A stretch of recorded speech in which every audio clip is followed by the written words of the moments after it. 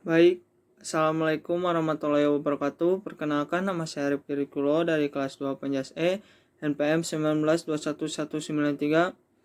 Saya di sini akan mempresentasikan hakikat belajar gerak.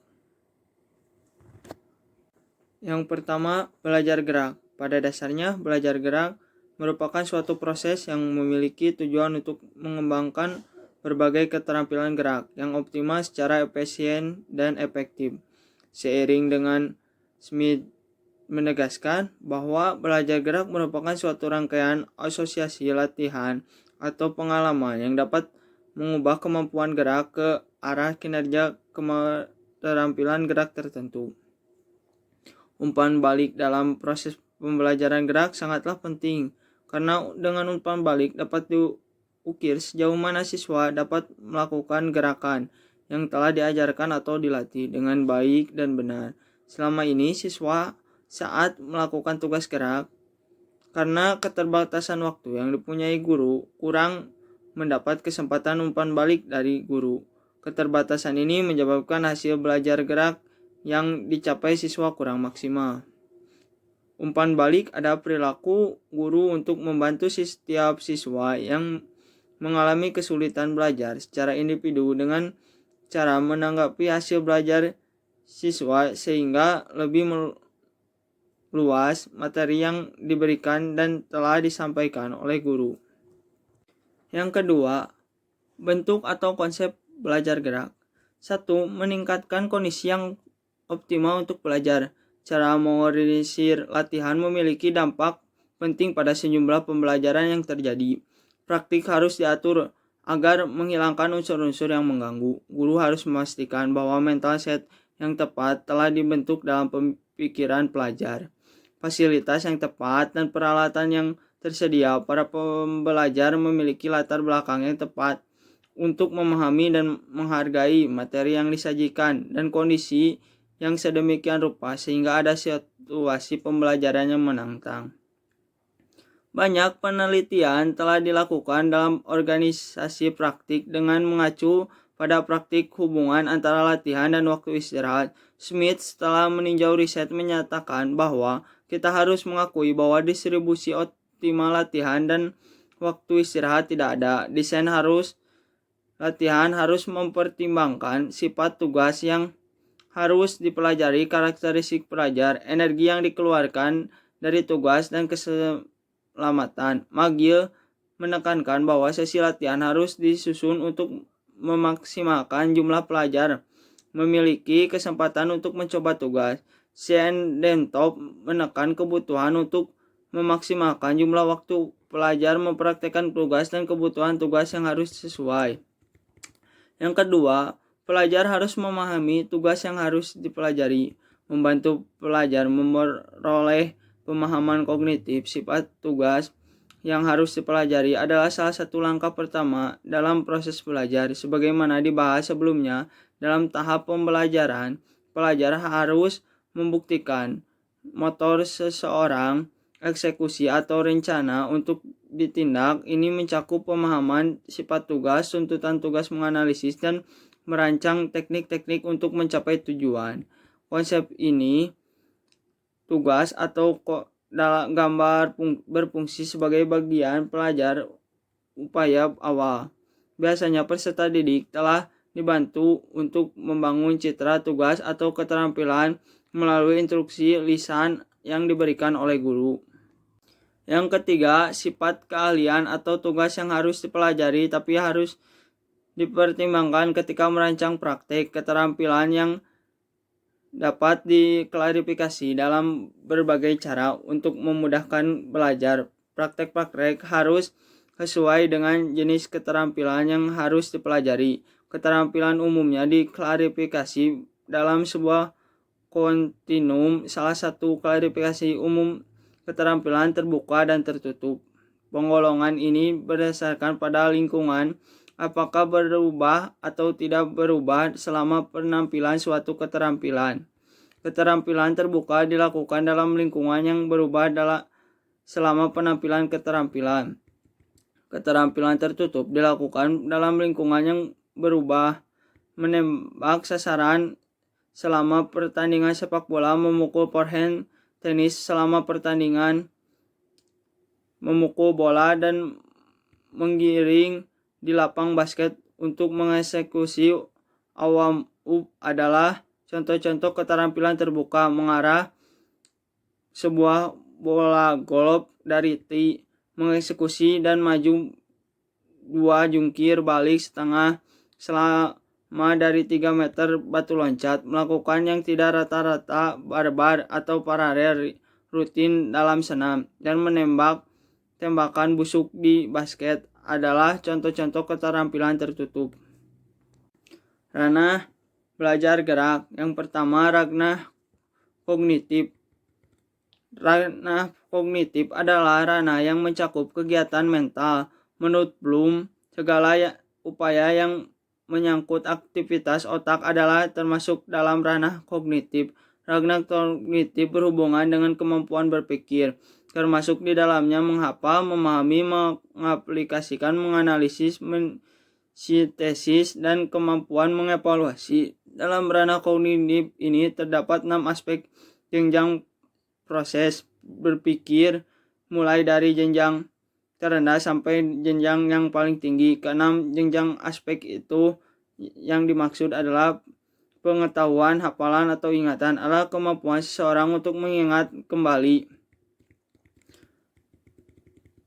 2. Pemahaman adalah kemampuan seseorang untuk mengerti atau memahami sesuatu setelah sesuatu itu diketahui dan diingat. Ketiga, analisis adalah kemampuan seseorang untuk merinci atau merugikan suatu bahan atau keadaan menurut bagian-bagian yang lebih kecil dan mampu memahami hubungan di antara bagian-bagian atau faktor-faktor yang satu dengan faktor yang lainnya. Sintesis adalah kemampuan berpikir yang merupakan kebalikan dari proses berpikir analisis.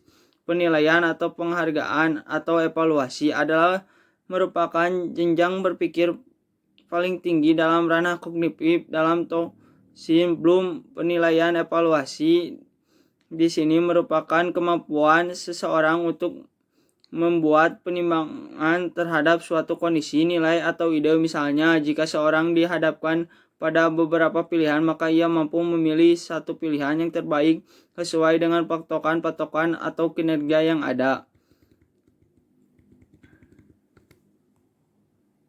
Ranah afektif. Pemikiran atau perilaku harus memiliki 2 karakter untuk diklasifikasi sebagai ranah afektif. Pertama, perilaku melibatkan perasaan dan emosi seseorang. Kedua, perilaku harus tipikal perilaku seseorang. Kriteria lain yang termasuk ranah afektif adalah intensitas, arah, dan target. Intensitas menyatakan derajat atau kekuatan dari perasaan. Beberapa perasaan lebih kuat dari yang lain. Misalnya, cinta lebih kuat dari senang atau suka. Ada 5 tipe karakteristik afektif yang penting berdasarkan tujuan, yaitu sikap, minat, konsep diri, nilai, dan moral. A. Sikap merupakan suatu kecenderungan untuk bertindak secara suka atau tidak suka terhadap suatu objek. B. Minat. Menurut Gessler, minat adalah suatu posisi yang terorganisir melalui pengalaman yang mendorong seseorang untuk memperoleh objek khusus, aktivitas, pemahaman, dan keterampilan untuk tujuan perhatian atau pencapaian. Penilaian minat.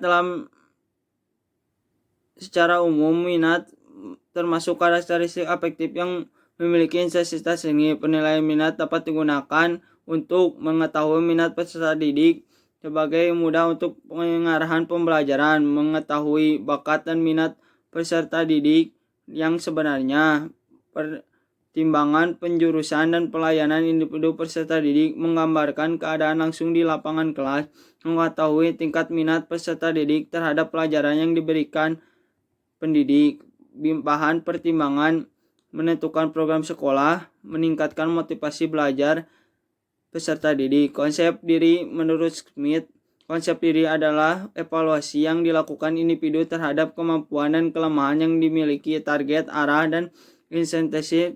Konsep diri pada dasarnya seperti ranah afektif yang lain.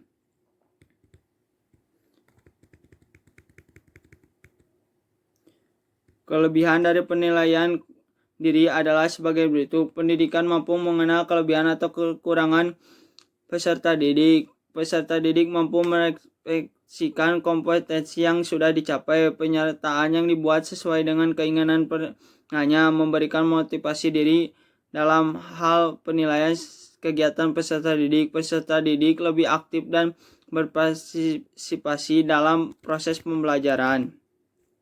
Nilai menurut Rakun merupakan suatu keyakinan tentang perbuatan, tindakan, atau perilaku yang dianggap baik dan yang dianggap buruk. Selanjutnya dijelaskan bahwa sikap mengacu pada suatu organisasi, sejumlah keyakinan sekitar objek spesifik dan atau situasi, sedangkan mengacu pada keyakinan. Moral Piaget dan Colbert banyak membahas tentang perkembangan moral anak, namun Colbert mengabaikan bahwa masa hubungan antar jugement moral yang tindakan. Ia banyak mempelajari prinsip moral sesuai dengan penafsiran respon verbal terhadap dilema, hipotesi, atau dugaan, bukan pada bagaimana sesungguhnya seseorang bertindak. Moral berkaitan dengan perasaan salah atau benar terhadap kebahagiaan orang lain atau perasaan terhadap tindakan yang dilakukan diri sendiri. Jadi moral berkaitan dengan prinsip nilai dan keyakinan seorang. Ranah afektif lain yang penting adalah kejujuran, integritas, adil, kebebasan. C. Ranah psikomotor. Pengertian ranah psikomotor. Ranah psikomotor merupakan ranah yang berkaitan dengan keterampilan atau skill, kemampuan bertindak secara seseorang menerima pengalaman belajar tertentu. Ranah psikomotor adalah ranah yang berhubungan dengan aktivitas fisik, misalnya lari, melompat, melukis, menari, memukul, dan sebagainya. Hasil ranah psikomotor ditemukan oleh Simpson yang menyatakan bahwa hasil belajar psikomotor ia tampak bentuk keterampilan, skill, dan kemampuan bertindak individu. Hasil belajar psikomotor ini sebenarnya merupakan kelanjutan dari hasil belajar kognitif dan hasil belajar afektif. Ciri-ciri ranah psikomotor. Ranah psikomotor berhubungan dengan hasil belajar dan yang pencapaian melalui keterampilan memanipulasi yang melibatkan otot dan kekuatan fisik. Ranah psikomotor adalah ranah yang berhubungan aktivitas fisik.